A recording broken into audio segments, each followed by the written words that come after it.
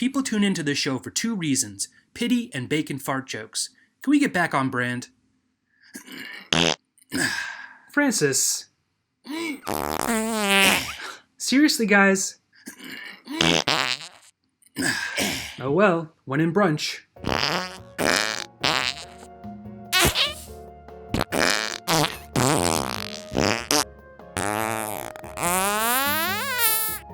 So about last week's episode.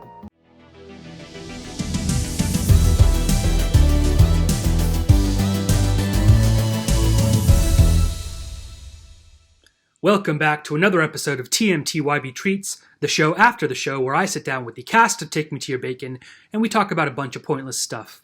I'm your host, Lucien Knotter, and joining me as always are Kevin and Francis Bacon, stars of the show. Boys, welcome.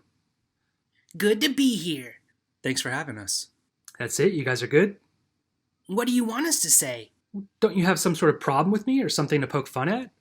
No, not really. The world doesn't always revolve around you. Okay.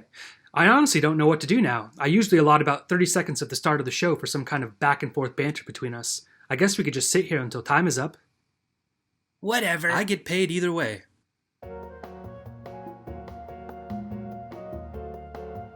And time. Wow, this is great television. Hey, you get what you pay for. Speaking of pay, the last 3 checks for the show have bounced. Do you know when I'll be getting my money? Well, didn't you get my email? All payments are on hold until further notice. Further notice? What does that mean? Means he still doesn't have a job and can't afford to pay us yet. Look, I've got a fantasy football league coming up this year. If I win it, I can make some big bucks. Then I can pay you.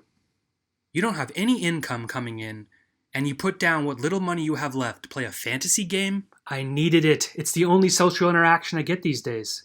What about us? No offense, but you're just voices in my head. You're not real. How could you say that? I'm real. Kevin, you're a cartoon bacon. I write your lines, record your voice, and then I animate you on a computer. That doesn't make us any less real. I can still think for myself. I'm in control of what I do and say. That doesn't mean anything. I can still say what I want when I want.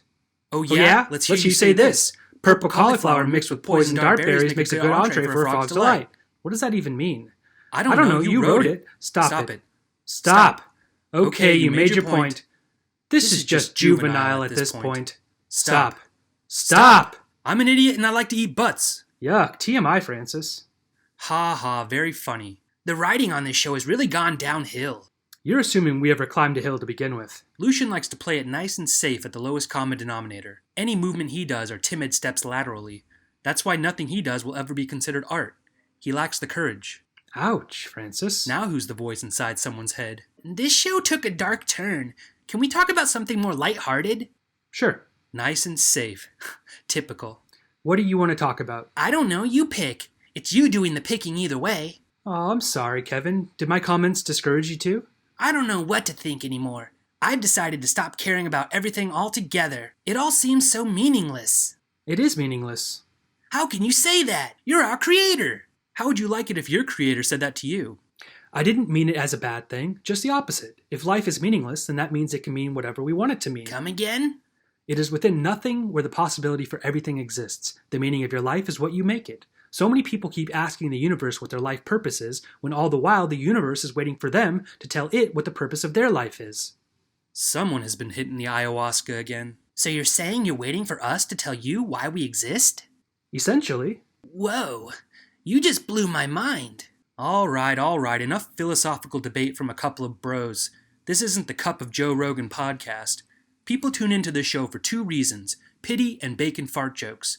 Can we get back on brand? Francis. Seriously, guys? Oh well, when in brunch.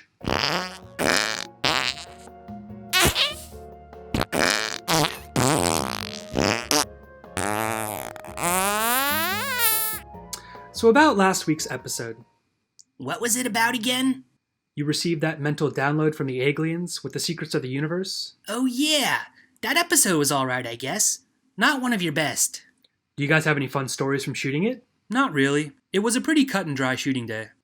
Well, what do you guys think about the legend that people are contacted by aliens and sent mental downloads of important information? Sounds kinda kooky to me. Yeah, people underestimate their own imagination sometimes. Really? You guys don't believe in it at all? No, but by the way you keep going on about it, it makes me think you believe in it. Maybe I do. Why? Have aliens sent you some kind of mental information before? No. Well, I don't know, maybe. I knew it. You're a nutcase. What info did they send you? I'm not saying I was sent anything. I'm just saying some information came into my head a few years ago that I had no business of knowing. Blueprints. Blueprints for what? Nothing, just a consciousness time travel machine. Now hear me out. Oh, hog. Someone call the padded wagon. What is consciousness time travel? It's the ability to project your consciousness forward and backward through your own timeline. Huh. Why would they send you something like that? I was in a very dark place in my life where I felt like I had wasted it, and I was desperate for a do-over. Kind of like in a video game, you know? You can't project your consciousness through time. That's impossible. How do you know? We barely know how it works, or much about how time works for that matter. Okay, go on then. Explain to us how it works, since you have the information now. I can't. You see, you can't. It's all baloney. I'm not telling you how it's done because shortly after I received the information, I started getting thoughts projected me from my future self, who told me I was going to build the machine and sell it after an art show in the future to a Mr. Nunez for $1 billion. Thoughts from your future self? Huh? Apparently life ended up turning out okay for future Lucien, so he no longer felt the need to use the machine, but he did find out a way to send messages to past versions of himself with helpful bits of information. Okay, let's say you're not completely crazy and this is real. Why don't you share with us some actually useful information about the future of the planet? Unfortunately, I can't do that either. Revealing even the tiniest bit of future information outright can nudge a timeline in a new direction, erasing all the work future Lucien has been trying to do. It's better to plant the seeds into something else, like a cartoon series for instance, to get the desired outcome. It kind of works like that movie Inception if you've ever seen it. Can I get a new creator? Is that possible? Because mine is completely insane. Well, you're modeled after me, so what does that make you? Oh my hog. There's one thing I still don't understand. What's that? If the aliens have the power to send information to people that could change the world, why did they send it to a nobody like you? You know, I asked them that very same question. You know what they said? What? They said, because you asked. Whoa. What kind of dumb response is that? Because you ask. Psh, that's not even how it works. What if I asked you for $1 million? I don't know. Why don't you try? Can I have $1 million? No, now shut up and get back to work. Okay, I usually try to have at least one set piece in these videos, but so far I have none.